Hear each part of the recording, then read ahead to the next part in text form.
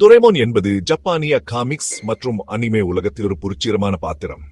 இதை உருவாக்கியவர்கள் ஃபுஜியோ எனும் பெயரில் எழுதுதொன்று நண்பர்கள் ஹிரோஷி ஃபுஜிமோட்டோ மற்றும் மொத்து அபிகோ.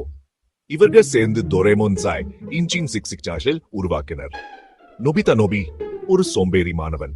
அவனுடைய பெருமகன் செவாஷி டொரேமோன் எனும் ரோபோ பூனையை கடந்த காலத்துக்கு அனுப்புறா.